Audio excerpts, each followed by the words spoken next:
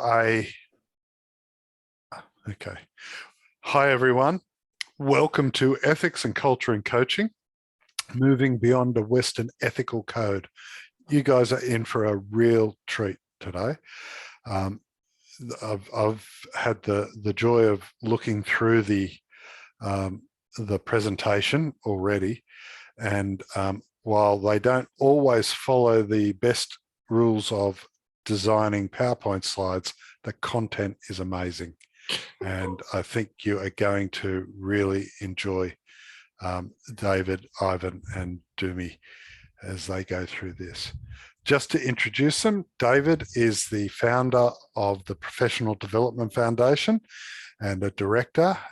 He's been working for 40 years in work-based professional development. And he's contributed to so many different fields. It's not funny. Everything, from the, now what's the first book, David? The Impossible Child. Problem Child, the Impossible Child, yeah, which actually changed the way behavior was dealt with in schools and other juvenile institutions.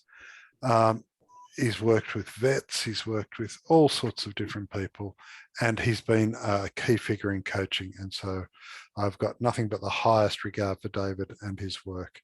And I think he's a fair to middling thinker too. Sorry, that's an Australian joke. He's a great thinker. Dumi, an executive coach and trainer and facilitator from South Africa who works globally. All of my interactions with Dumi have been fantastic, and I'm really looking forward to hearing all about Ubuntu coaching from him. Ivan I've not met, but he's an organizational psychologist. He's an ethical investor or an angel investor and a sales coach and mentor. And he's going to lead us into the intricacies of working across Asian cultures. Well, sorry, I should use when I say Asian, I don't mean India, I mean Hong Kong and Chinese cultures, and what's the connection there around ethics and Western ethics. So I commend them to you, and I think it's going to be great. So away you go. Take it away, David. Okay, thank you very much. The title, Ethics and Culture, Moving Beyond the Western Ethical Code. So part of our kind of thinking for this was, if you think about the ethical codes that we operate in coaching, they're very much based in kind of Western philosophical traditions.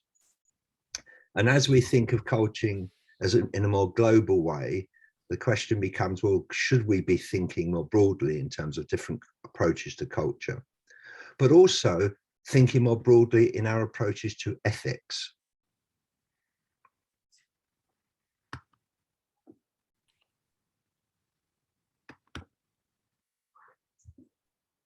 So it's not moving for you, David. There we go. Yeah, there you go. Okay. So if you think about ethics, ethics are cultural and relational concepts. So although ethics is often presented from the perspective of a limited range of precepts derived from classical philosophy and to some extent medical codes of conduct, developing a code of conduct, not necessarily the first action that was taken by emerging coaching bodies, but certainly was a very early consideration. However, although all of the bodies developed their coaching codes of conduct separately initially, although there have been more attempts in more recent times to bring them together, they all adopted the same approach. That is, ethics was defined in terms of an external code to which members were subject. Now, we are not saying that's a bad thing, you shouldn't be done. It clearly is important. But what we're actually saying is, if you approach ethics from different perspectives, that it's possible to include a more culturally diverse way of thinking about ethics. Okay, so ethics is traditionally treated as a matter of conformity to external code. But if we think about coaching and supervision, it's actually a co-constructed process. So each team member comes with their own reflexive narrative to the encounter. This is me, this is who I am, this is what I'm expecting to happen in this encounter. But between them, in the work they do together, they formulate a new relational narrative, which identifies the purpose of the work they do together, the perspectives they bring, an agreed shared process of working, and increasingly discussions around the position they assume in the world. So, if this is a relational co-constructive process, why have we treated ethics as a process external to that relationship? So that was kind of our initial concerns and thinking. So 3 ways of thinking about ethics. Ethics as an universal set of principles externally mandated for which we're required to comply. That's one view of ethics.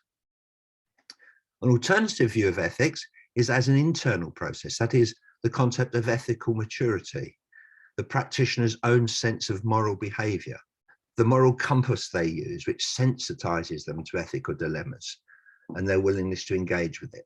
So ethics as an external process, ethics as our own internal ethical maturity. The third way of thinking about ethics is as a relational process. That is, ethical issues as dilemmas arising in the context of a relationship with others, where we are required to negotiate between us what is moral in order to arrive at a shared understanding, formulation, and judgment of an appropriate course of action. So the idea of ethics as a relational process, the relational stance, is one that actually enables, say, high-performing teams to sustain change in diverse cultural context, because you're having the conversations around what is a moral position in this diverse, difficult, complex situation. What is a moral position and what's going to enable us to transform? So we're saying there's 3 ways of viewing ethics that we need to think about. So this raises questions for us. How do we make ethical decisions in coaching? So some questions for you to ponder during this session. How do you currently make ethical judgments? Do you simply refer to an external code and think, okay, am I conforming to that? Or do you actually use your own internal ethical judgment? Or do you actually engage with the clients you're working with to discuss and explore what might be an ethical position? How might the cultural context in which you're working influence those judgments? So are there different conversations you need to have depending on the cultural context in which you're working? If you don't like those questions, there's some alternatives to think about, but those are the kind of 2 to try and think about during this presentation and in our dialogue afterwards. Okay, so let's take an alternative point of view. So for example, how might a spiritual model influence practice? So irshad is an Arabic term to describe the role of a guide or coach. It's used by Neuberger and Aller in their work on Islamic coaching. So the idea of the guide or coach is someone who develops and grows an individual into his or her desired maximum capacity and degree of accomplishment. And that's important because that's actually part of kind of the Islamic sense that actually the guide is there to help the person develop and grow into his or her desired maximum capacity and degree of accomplishment.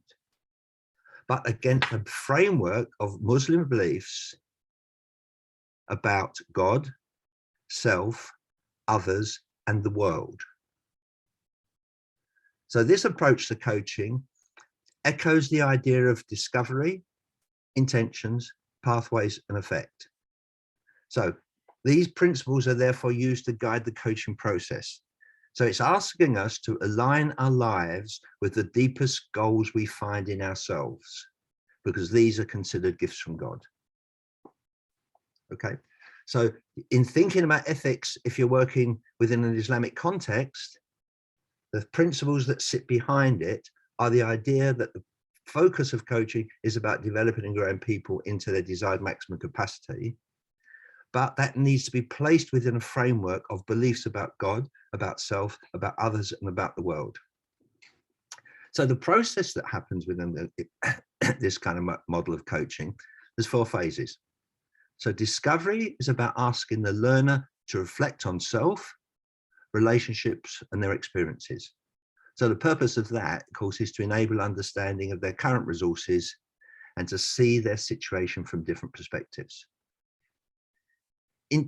Intention then asks the learner to turn their attention to the future and to think of ways to move closer to their intentions. And the pathway they choose is that process of moving towards that intention for the future. But in particular, always they're asked to think about alignment.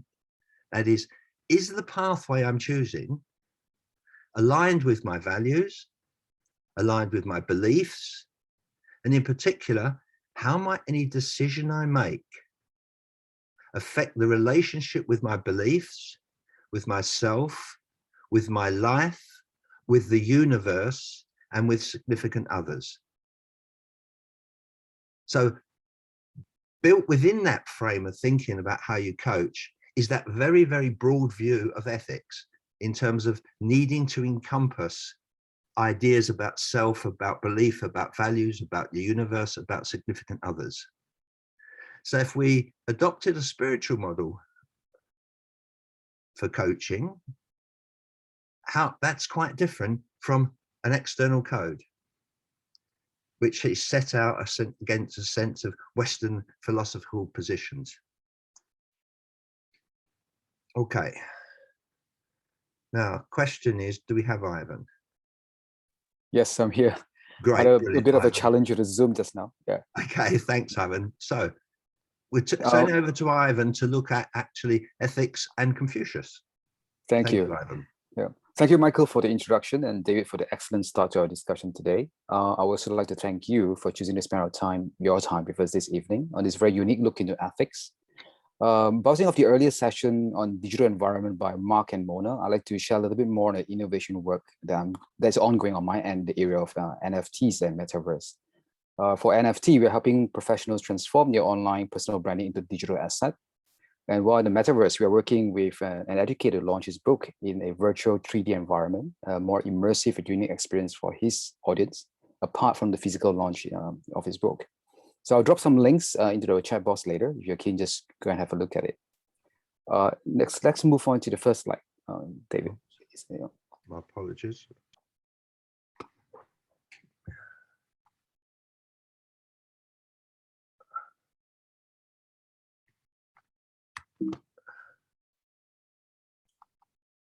Thanks, David. Gone too far, sorry. All right.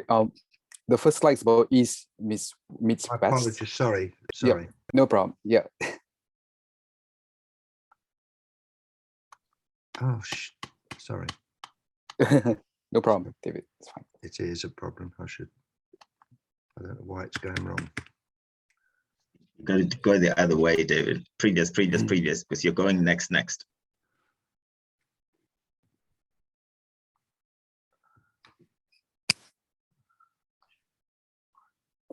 Oh, I just dropped some links.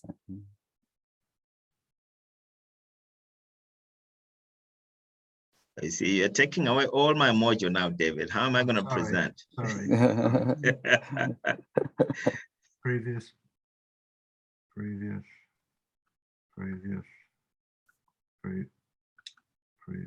Oh. Previous. You could stop sharing and start again from the. Let me stop sharing and start again. You're probably right. Yeah. To do it. And fix it on Ivan's slide and then share from that one. Yeah. On your PowerPoint, go to Ivan's slide, the first one, and then share from that one. It's all right. Yep. Breathe. Breathe. Yeah. David, Yep. if you hit the number 9 and then enter. Okay. Hit the number 9 and enter. Is that what I'm supposed to do?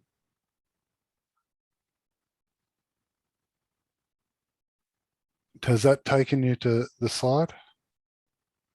Yeah. No.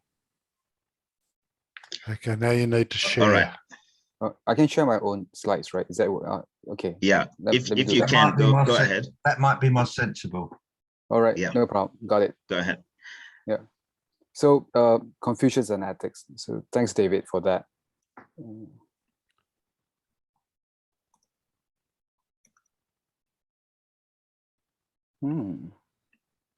Mine is acting weird as well for some reason. Do you see the slides? We can say, yes, there it is. Yeah. Good. Yeah, great. So I think the concept I'm talking about is about East meeting West, actually. So on the left side of the slide, you see how dealing with problems. So this is actually the West. And on the right side, you see how the Asians, deal with problems. And in this sense, it's actually how generally Asians tend to want to tiptoe around the problem, especially if the problem lies with someone more senior than us. So I remember a story when I was in Japan. I was with a Western counterpart of mine. We were in Japan. We got invited to a meeting in a Japanese board association meeting. And then I remember him saying that, oh, look, they gave us an agenda. There's only 3 items on the agenda. We should be quick meeting today. But then I told him, you may not be the case, because truth be and behold, it took us 5 hours to deliberate 3 items. And we can't finish deliberating those 3 items as well, because every single item is a problem, and that needs to be consensus. So if you have heard before about how Asians tend to have meetings before meetings, that's the purpose, actually. Before you go to a meeting, you have all pre-meetings to get consensus. And I guess this is the best picture I can find to define how the East meets West, especially in the topic of ethics, actually. Now, in the East Asia that I'm talking about, like what Michael mentioned just now, is a big piece of continent with multi sorts of countries, and I'm only merely talking about.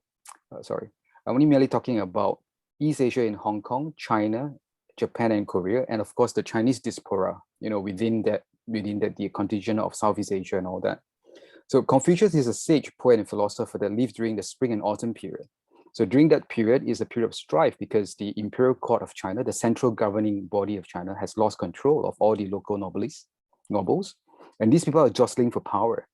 But the plus point of that is they get, in order to survive and create wealth, you have to collaborate. And all these local nobles start collaborating with each other and creating a time of prosperity, because of accumulated wealth together. And that's when sage and philosophers and thinkers like Confucius came on board. So today, Confucianism underpins almost all of East Asian's culture, society. One that you can clearly see is in Korea, for example. If you have met a Korean before, imagine that if I'm a lady, Korean lady. If I meet a new guy, he might ask you for your age. And if you are the same years of age, she might ask you for your month, so they can differentiate the relationship between the two of you. So in that sense, if I'm actually younger than the Korean lady, I have to address her as Nuna, which is actually older sister. And if I'm actually a Korean woman, younger than this Korean lady, I have to call her Uni, which is also an older sister. But there is a distinction of that. And by establishing that hierarchy, we know how to behave around each other.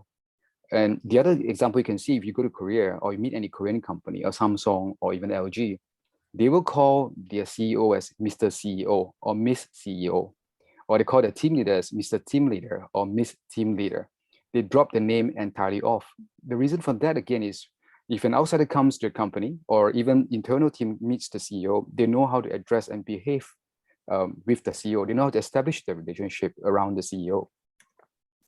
And this concept came from a principle called rectification of name, or in Chinese called 正名.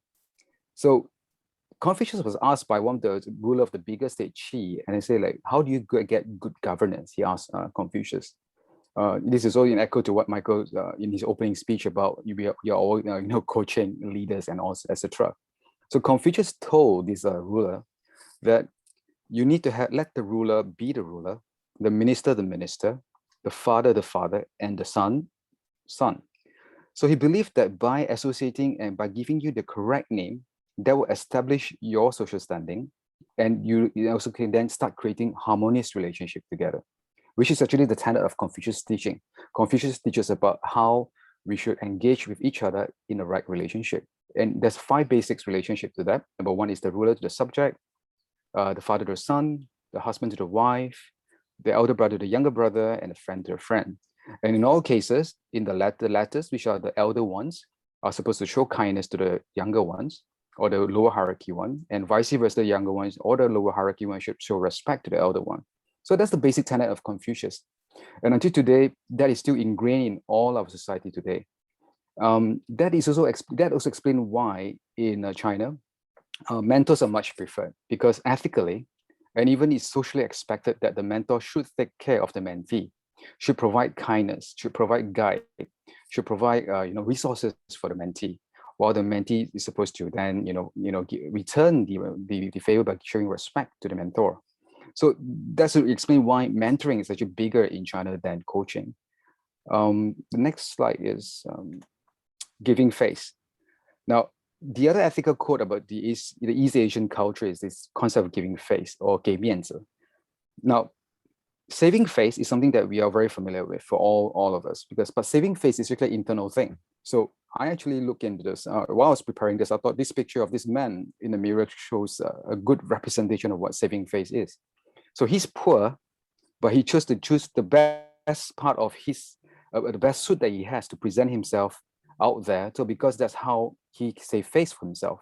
But giving face is an entirely totally different concept. Giving face is an external thing, something that you expect from external party. So in this case, it will be the picture of the man on the right.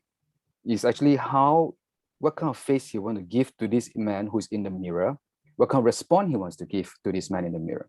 So that's why there's a saying in Chinese that says 人要脸，树要皮, which means that man can't live without face, but trees can't live without bark.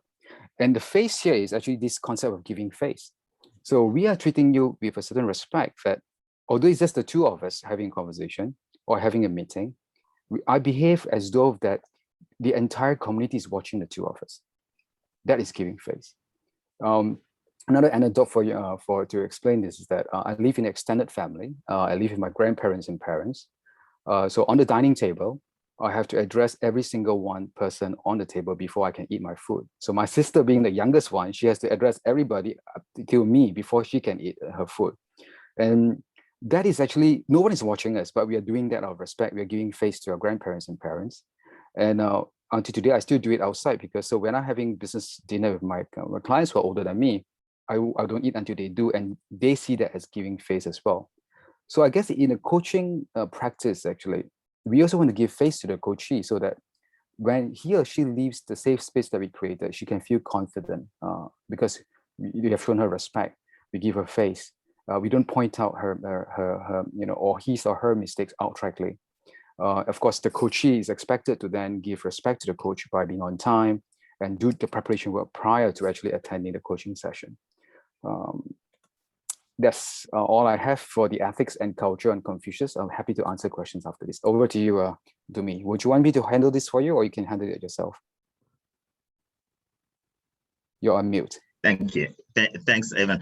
Can I drive my own slides too? Sure. Yeah, if you I share don't want to take any risk. David, sorry about that. It's not you, the technology. Yeah.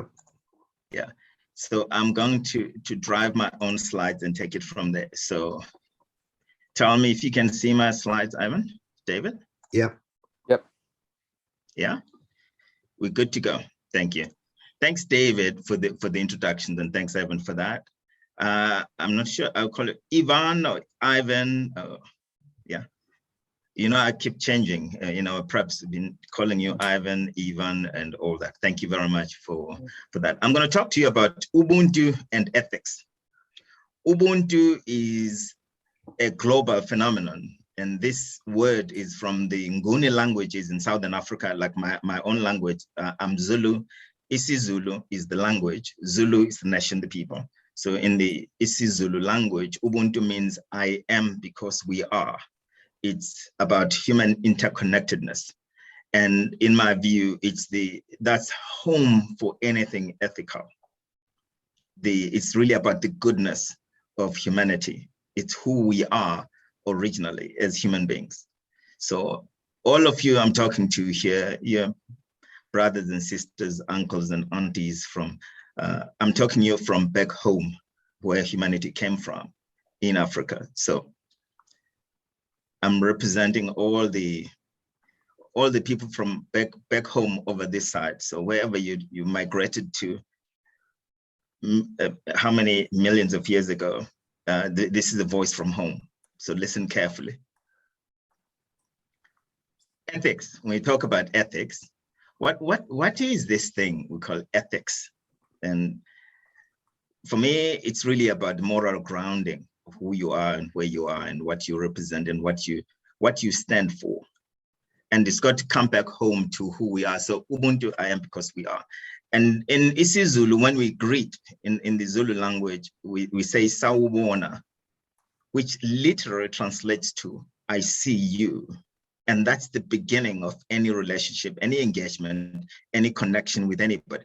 So the mistake that we see, many things that we do now increasingly in adopting many and importing many cultures across different so-called, I don't like the word colonized spaces around the world, that people lose part of who they are and the authenticity of their ways of being and ways of connecting, and lose the consciousness that comes with any greeting.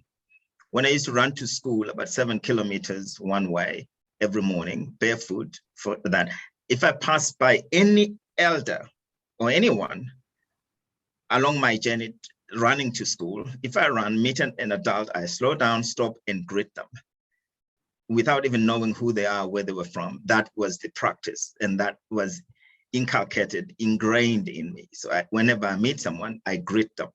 And the idea with that is to ensure that you connect, you establish connection with anyone, because you never know. Down the line, you meet the same person, you didn't greet them. Now you need support or help from them.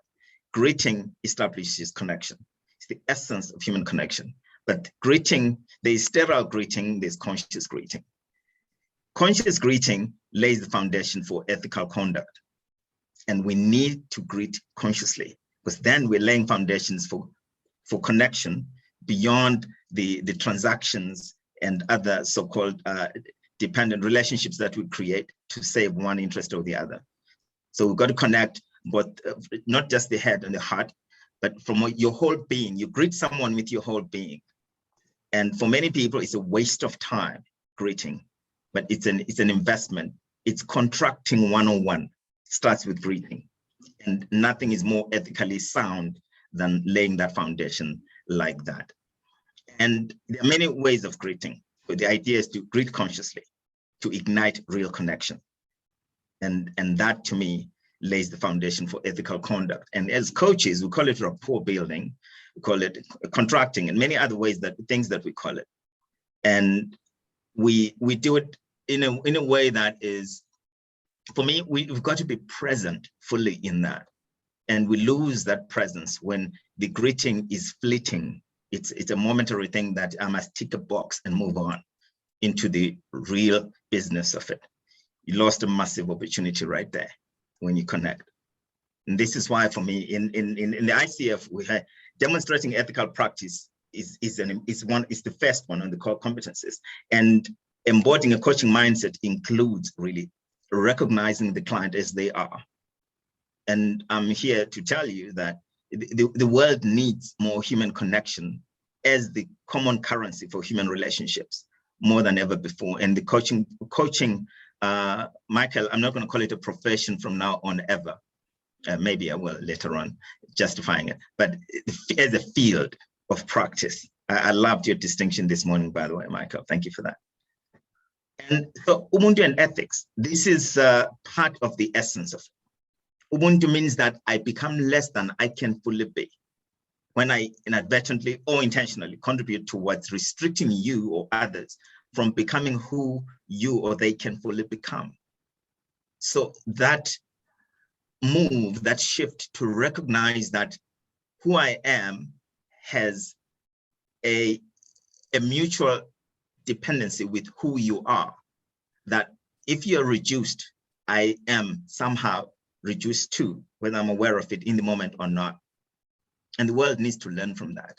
And what we've seen, and I'm not representing here all of African cultures, and as people say, but speaking from a point of my own understanding, that having studied human behavior as a human behavioral scientist, and studied cultural anthropology, social anthropology, understanding where humanity, different cultures are at.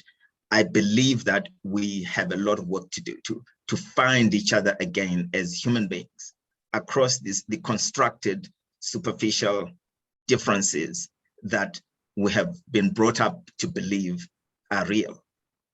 So very, very important for us to come back home to who we are, just human beings. And Ubuntu lays the foundation for that. Nothing is more ethical than that.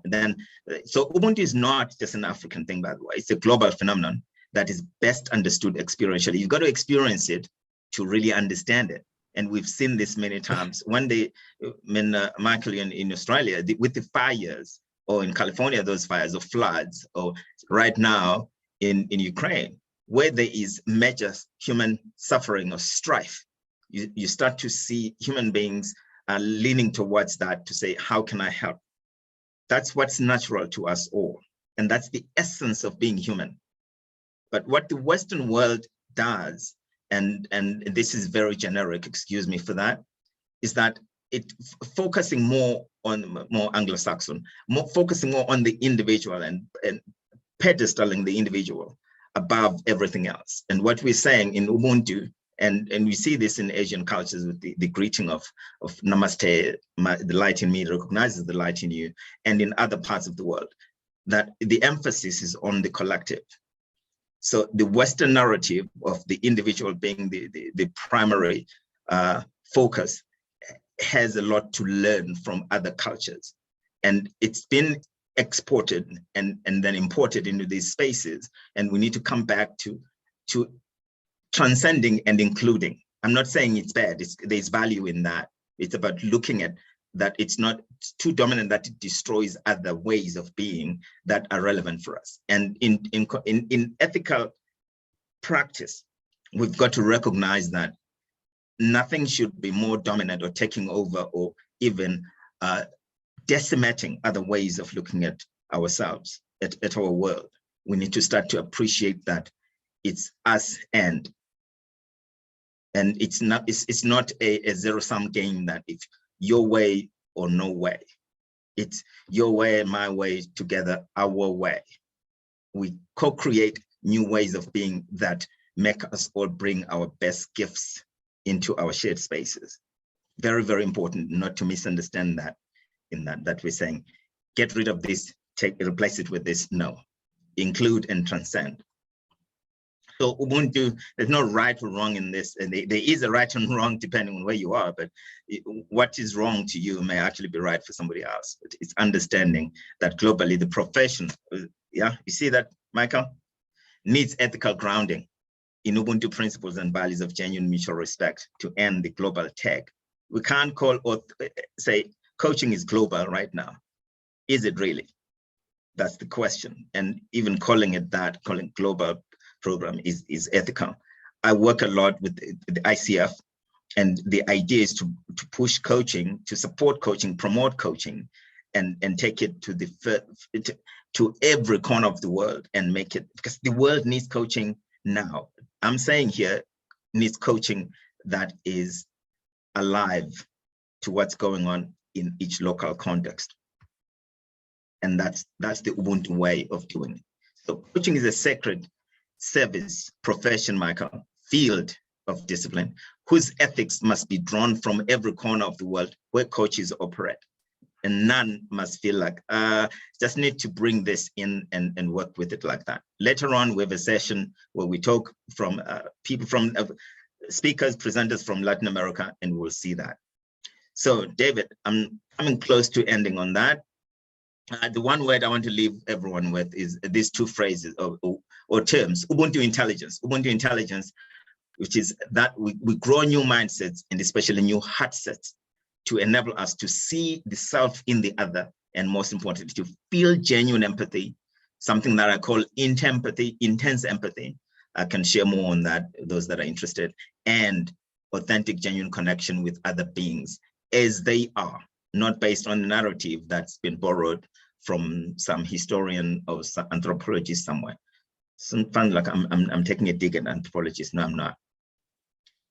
So finally, Ubuntu and ethics. The wise elders of the village of coaching don't teach the children or younger coaches in training about what it is that this field does, this discipline does. Then the village idiots will certainly do. Make your own on who falls into which category in that. Because in my view, in my books, being ethical is the wisest thing coaching can do. So thank you. David, you're muted. Michael. Thank you, Dumi. Thank you, Ivan. Okay, so we're handing over to Michael to run the plenary as a dialogue between us. So we don't really want a question and answer session. We really want us to, between everybody present, to actually begin to dialogue around these issues of different approaches to ethics. So over to you, Michael. Okay, so that's exactly what I was going to say. Okay. Next is Worth what's repeating. the dialogue? It's worth repeating. Let's have a conversation about this. One thread that I'm seeing coming out through all three of these pieces is this notion of relationality, that actually we are co-created in relationship, and the way that we co-create each other also co-creates us. And I think that that is a very profound insight. And so I would like to say thank you to all of you for that. And so I'd just open the floor up then for some conversations. What does this mean for being an ethical coach?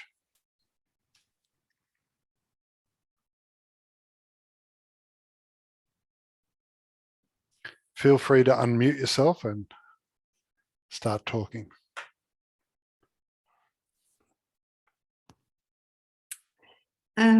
May I? Go for it. Thank you very much for the very nice presentation, and it came into my heart. And I'm from Holland, and I hope everybody can live with their heart and feel with their heart and go more out of thinking and live their life. I'm getting emotional, yes, because I love it. And I love it. I think it's ethic to show yourself also as a coach. So not be a robot or something like that, but be a human being. It doesn't matter if we are yellow, black, or white, or what kind of relation we have. We are human beings. And thank you very much. It was so nice, so clear. Great. Thank you. Thank you, Susan. Thank you, Suzanne. Thank you so much. Thank you, Suzanne. Thanks for that gift of being authentic and real in the moment. Really appreciate it, Suzanne. Thank you. I see you. Yes, thank you. And I see you all. And I feel you all. Yeah. I see Emmanuel has his hand up. Yes. What else will I say after Susan has said it? I think thank you again for that presentation. It was completely brilliant. And I think we need to really be real. Let's stop playing the cosmetics. Let's be authentic, and that is when actually we can solve human problems. We are facing human beings, whatever it is. And for me, I wrote in the chat box, Ubuntu is the way to go. It might be translated anyhow, but that is it. But let's really be real. I think that is actually being ethical.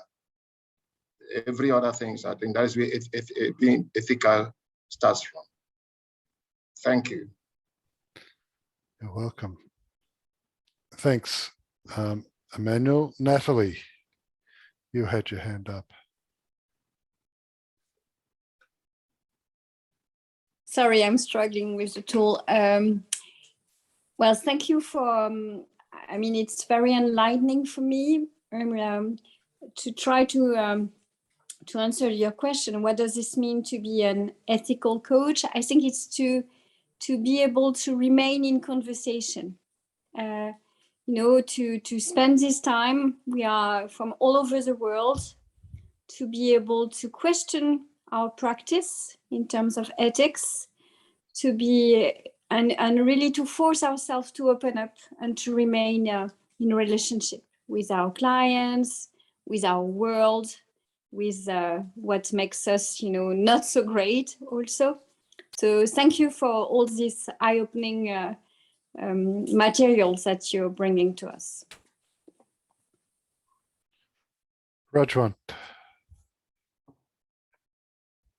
Thank you. I'm just sort of making lots and lots of different connections over the past day or so with what's just happened right now. And I too feel really emotional. And for me, the thing that somebody said earlier on, can you work with somebody whose values you don't share and work with organizations? And I'm thinking that because I'm based in the UK and the type of work that I do have to work with people whose values I don't share. I don't have the luxury of being able to work with people who share my values because they are in a very different system hierarchically in terms of gender, race, ethnicity, and whatever. So I do have to work. And I guess what I've just got from this presentation is even more determination to connect with me, my own vulnerabilities, and being able to show up. And, in Apex, we talk about coaching isn't about doing, it's about the being.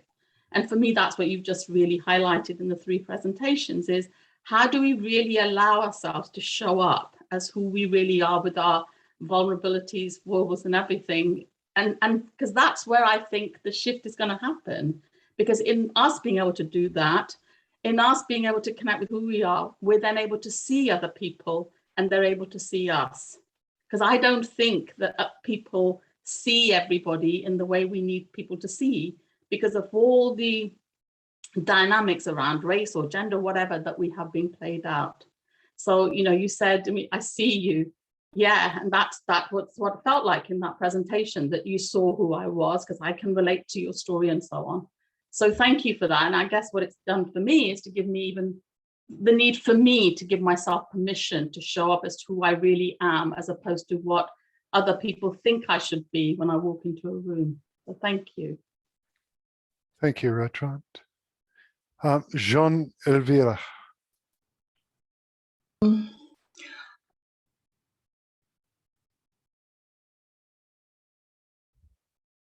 You're on mute, Jean.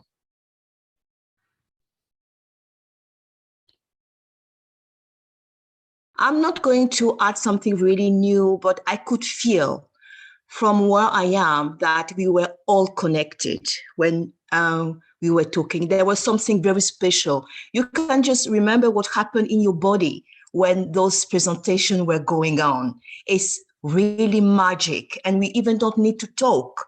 So it's very important that each of us can picture what just happened now and keep it somewhere in his or her hearts. And when it starts challenging, just to take it out and say, I'm coming back home to my body, and this is who I am. And we are all the same, and Ubuntu or something else is really our true nature. And we should stop losing ourselves in situation where we are feeling fear. This is normal, it's human. Situation where we are afraid to be ashamed.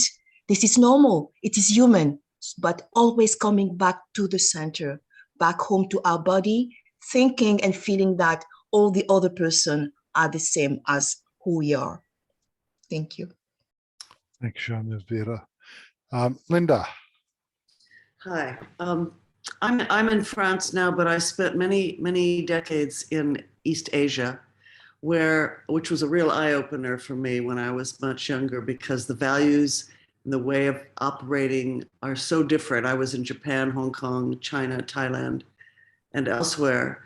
And having this conversation with all of you, I mean, we're clearly like-minded in so many ways about how we see ethics in coaching and how we behave, and sharing these thoughts and feelings is I think, something that I will need to draw on when I'm dealing with people who do not share the same idea of ethics.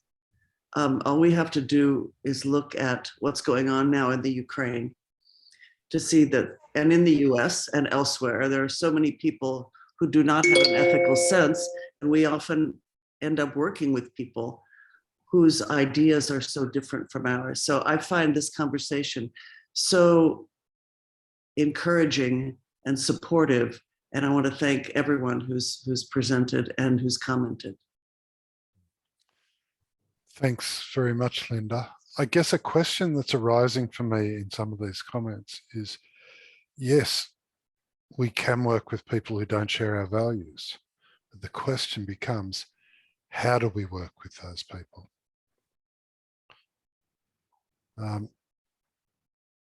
Catherine, I think you're up, or is it Linda? Linda. Catherine, Linda just. It's Catherine. Linda just spoke. Catherine, thank you. Okay, it's Catherine. Okay, so for my understanding of ethical coaching, because I think, because I read through the Code of Ethics by EMCC, Code of Ethics by ICF, and I also compare the Code of Ethics with other professional bodies like accounting or financial bodies. I saw a lot of similarity regards to the professional practice, but I also see the difference between different culture, a different culture, because we have different ethical dilemma in China, in Australia, even in Europe. So we just think about how can we build the ethical tree. It's like a tree. So different culture. So the main rule, and we have different culture have a different understanding of the ethical coaching based on the cultural intelligence. So this is what I was thinking. We could find a similarity, commonality, also the diversity in the ethical coaching. And also I think, from my understanding, the coaching is the ethical coaching is like we should help our coachee to solve ethical dilemmas. Also develop increased capability to recognize and work with ethical issues. We should have the capability to influence the ethical culture of their organization and help the leaders become more authentic and values driven. It's more like build trust, respect, and authenticity. Thank you. Thanks, Catherine. Philippe.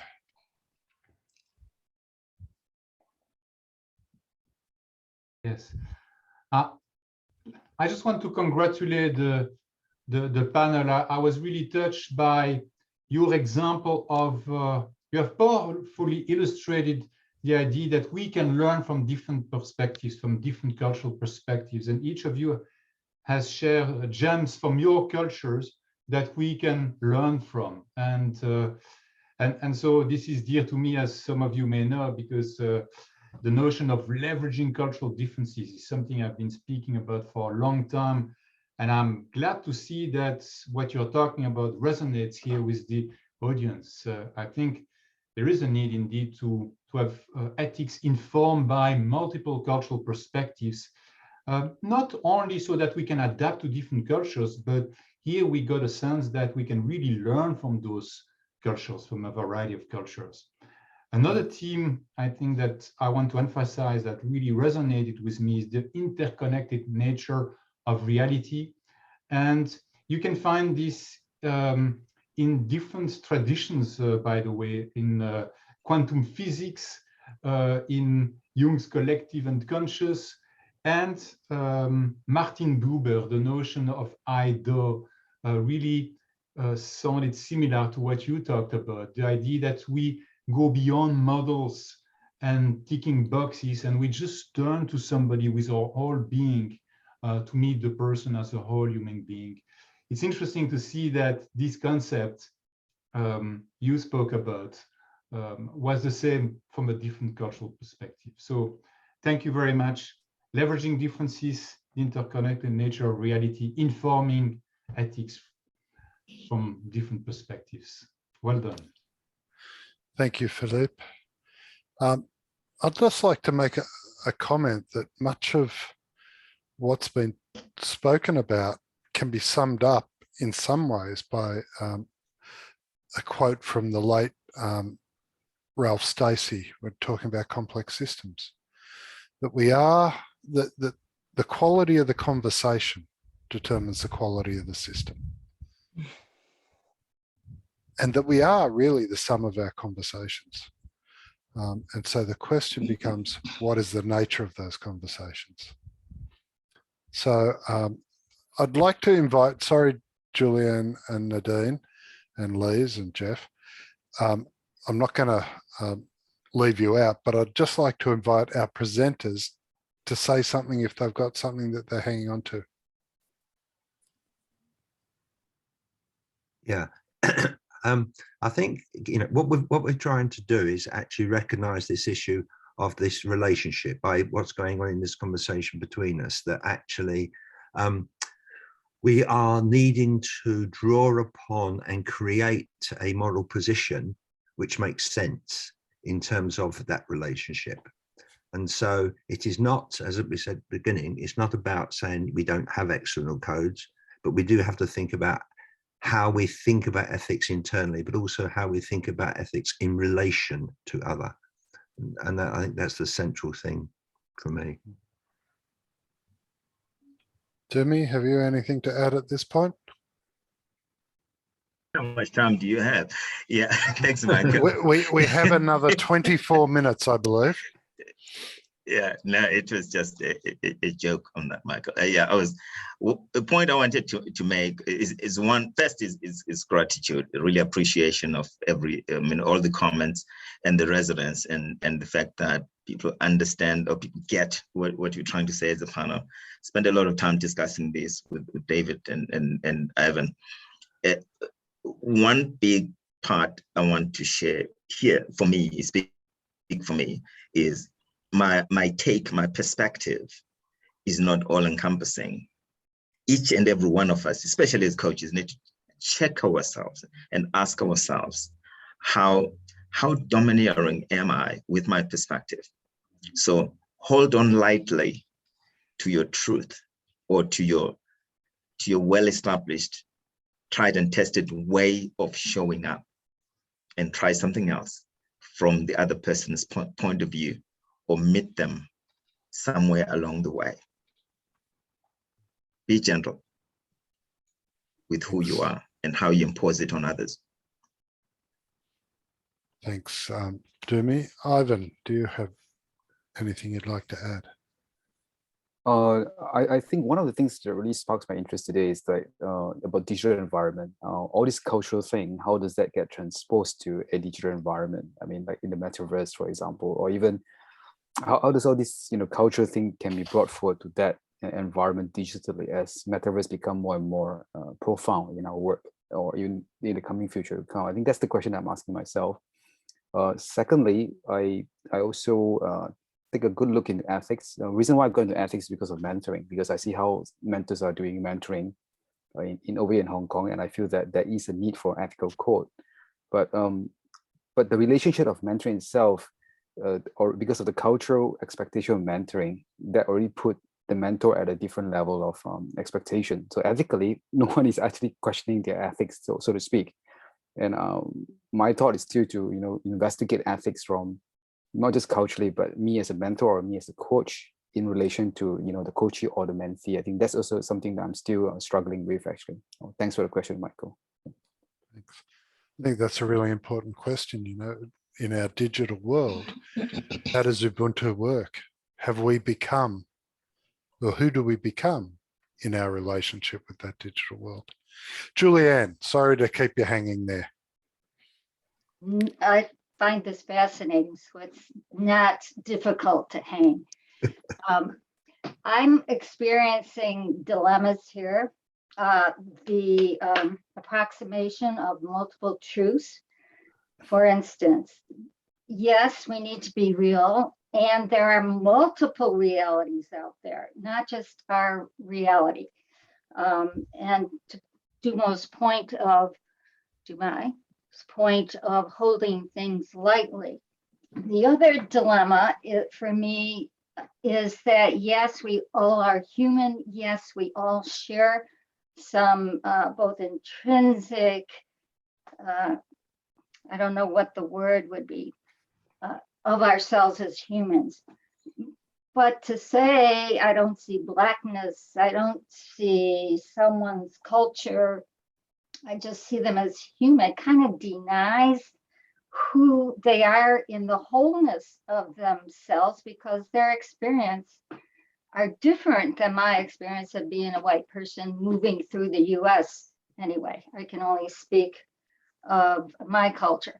So there seems to be, what makes it complex seems to me to be the ands, not just one truth, multiple truths, not just one reality, multiple realities, not just being a human, also having a ground that includes a lot of different experiences that makes me who I am.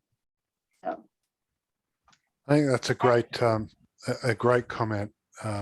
That actually the place where all the action's happening is in the and. Yes, conversation. Yeah. That's where the conversation. Fantastic. Thanks, Julianne. Nadine. Yes, hello. Lots of interesting insights here, and I really love this conversation.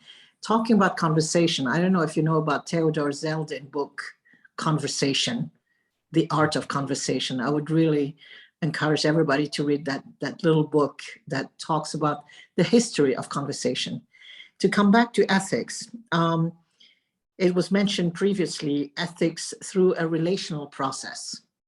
Now, this is where when you're coaching and you're contracting and you're putting in place the ethical rules that you play by, this is the opportunity also to clearly state that I may not necessarily know everything about your culture and your values, and I'm looking forward to learning more.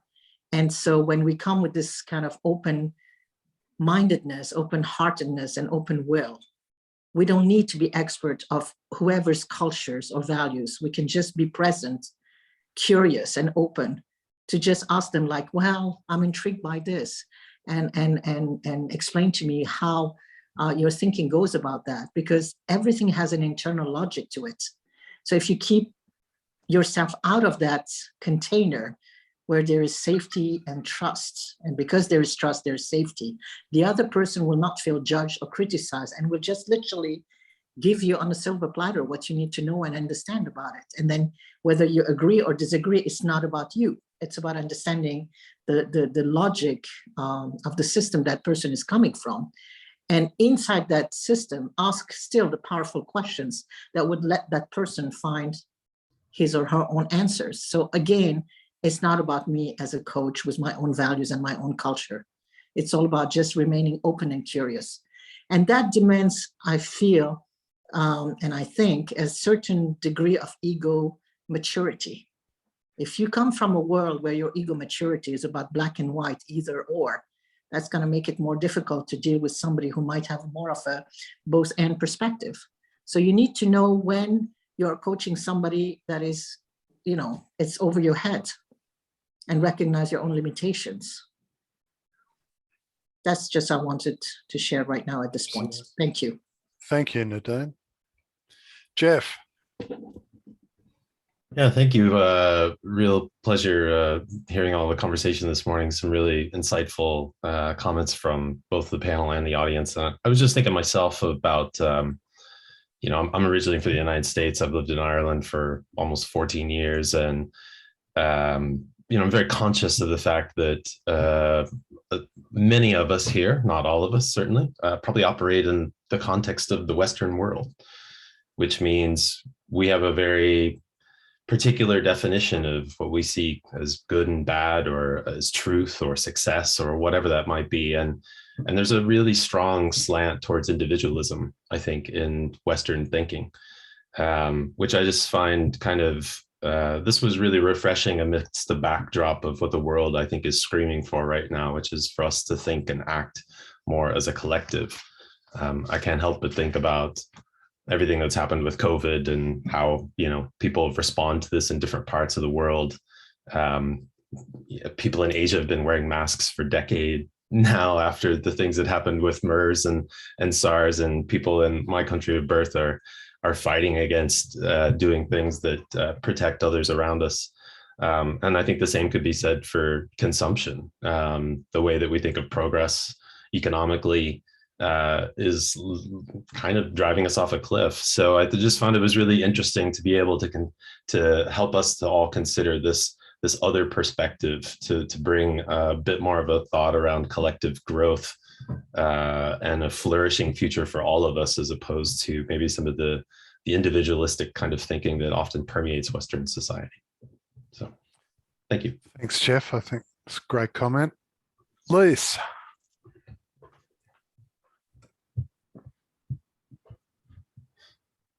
Thank you, Michael.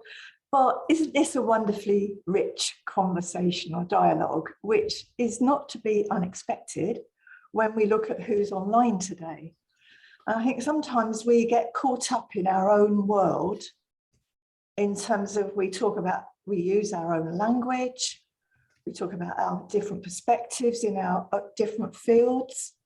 And I wonder if we could have a richer conversation by having a similar conversation that we're having today with those outside of our field. So you asked the question earlier on, Michael, about how do we relate to people that have different values to ourselves? And I sometimes feel we roll out, well, you know, we need to connect, we need to listen, we need to see things from others' perspectives, all wonderful ideas, and we know they work. But I wonder if we had that conversation. How can I meet you as a human being and respect your values? And sometimes come away from our perspective, from the field in which we've been trained. Sometimes we get too immersed in it and we forget to show up as a human being. Thanks, Liz. That's, I think, a really interesting and important part of the conversation. Eva.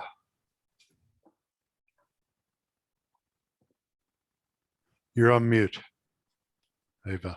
Sorry, hello everyone. Thank you for a wonderful conversation. And what Lise just mentioned very much resonates with how I'm feeling right now. There's something that I'd like to point out. At least 5 times, the Western world has been referred to in this conversation. The Western world philosophy, etc. We're going to talk about this in the Latin American panel this afternoon, but I can't miss the opportunity here to point out that Latin America sits in the West. And if you go to Hofstede's body of work, you'll see that one of the cultural traits of Latin America is being very relational, not individualistic. So just to share a thought here, because perhaps we're not being seen, and that will be the theme of our conversation, so perhaps a little spoiler, but I'm sitting with, how do I say it to me? Sabuona? Sabubona. Sabubona. Sabuona. I have to practice this. But there are parts of the Western world, because Latin America, yes, sits in the West, that are not just being seen. And David, I watched your presentation also, GSN, last week, and I'm sitting with the concept of maturity from an individual point of view. And I would like to offer the perspective of also regional ethical maturity, and not only individual. So these are my points. Thank you for a wonderful presentation. I think that's a really important comment. We use these terms as catch-alls. You know, and as Dumi said, Africa is not a monolithic thing. Neither is America, neither is Australia, neither is England. That actually people vary in all sorts of ways. And being alive to that is part of seeing the person, I think. Morel.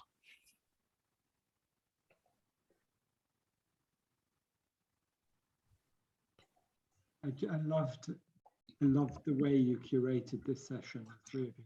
It's really beautiful. David, I found your distinction. Can you hear me? Can you hear me? Yes. Can you hear me Yes. now? Is that Yes. okay? Yep. I love the way you curated your session. It was a beautiful panel because you put out very clear distinctions, the three of you, which were complementary but not overlapping. And I found it really valuable food for insight. And what this has given me an opportunity to think about is spheres of ethics. So I have my chosen ethic of a profession, but it's transcended, or I choose to supersede it by my fundamental ethics, my chosen internal soul ethics. And understanding, as you've explained to me and Ivan, particularly an ethical greeting, a way of conscious coupling or conscious relating within a culture. And the more I can internalize or appreciate different conscious greetings or conscious couplings or conscious relationship makings, the more multiculturally aware I can be. So what I've learned from your session is I choose to be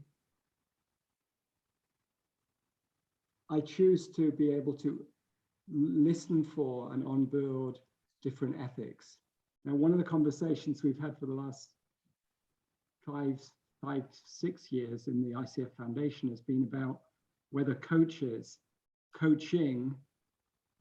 is an ancient human capability of one human being relating to another, which creates some more possibility for the human being serving as a coach and the human being being served as a coach. And what I would wish us to be is to have a cultural humility. If there is a prevailing Anglo-Saxon coaching profession, which seeks to formalize an ancient human capability, I would wish for it to be culturally, global humility and multicultural humility. And what I would wish for, what I would celebrate is the possibility that we might become multiculturally, that I might become more multiculturally aware and capable of coupling with and learning from people operating within different cultural and ethical systems. So you really contributed to me and my thinking, and I'm grateful, David, Dumi and Ivan, because you laid out the ground so beautifully. That was not embroidered, it was just clear and distinct, and thank you, I'm very grateful. And just as passing from, think about digital, anybody who's digital, and I have some background in that area. We have systems that speak to one another, and they have a way of, they check in. So our modern words, you gave us 2 examples of the check-in, right? So we're recreating ancient traditions and rituals with a check-in, and the computer systems all around the planet are checking in with one another. So when we come to our AIs, how are they going to check in with us? So great session. Thanks, guys. Much appreciated. Thank you. Guys, we've got about 5 minutes left. I'd like to reopen the floor to everyone, but particularly to our presenters for any final comments. Okay, Dumi or Ivan, do you want to go? Ivan, you're the younger one. You go first. Yeah, so being the younger, I'm supposed to go last. Well, I really thank you everyone for openly sharing their thoughts and ideas. I was just talking to Dr. Lees. I got involved in this because of Dr. Lees inviting me to be part of the committee member to, I'm in the comms team. So some of those emails and linking posting, I contributed to those work. And I just felt so welcoming because I was telling Dr. Lees on the chat that my imposter syndrome was eating at me the whole day. I was getting nervous about the presentation. Dr. Lees and I met in Malaysia during the launch of the EMCC Asia Pacific. That's in 2019. I mean, that's the last time we met before COVID. And I just feel very welcome here. And I really appreciate everyone who have shared so openly and authentically. And I'm encouraged. I saved a lot of the comments on the screen. I'm going to keep it and I'm going to read it from time to time. And excellent panel discussion with David and Dumi, plus Michael. Thank you so much for curating the whole session for me. Thank you so much. Thanks, Ivan. I'll go next, David, so that the senior's lost. So, Michael, I appreciate you from the beginning of this working session, what you've done in the back end with Wendy and the team. Thank you. And thank you for the voice, the things that Michael does. It will challenge you and push you right to the edge.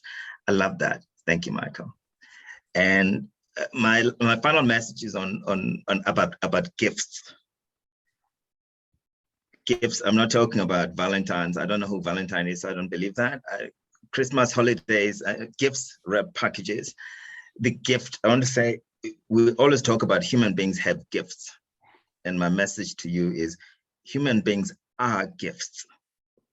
And we need to unwrap the gifts by greeting consciously and connecting authentically.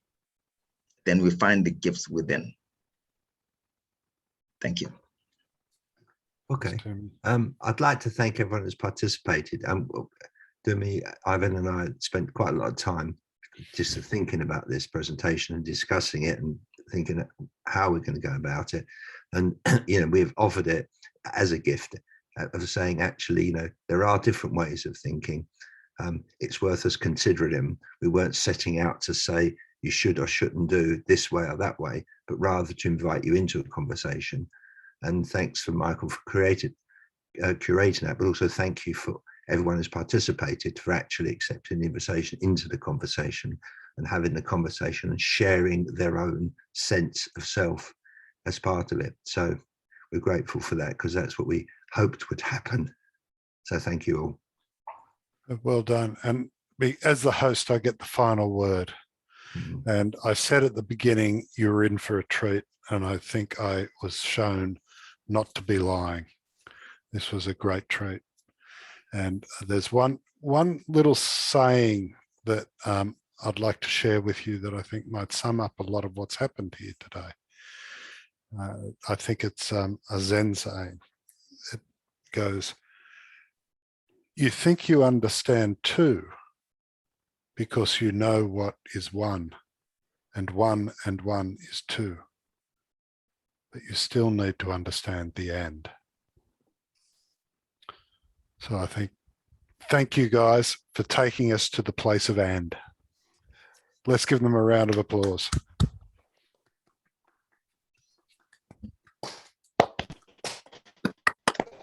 Cheers.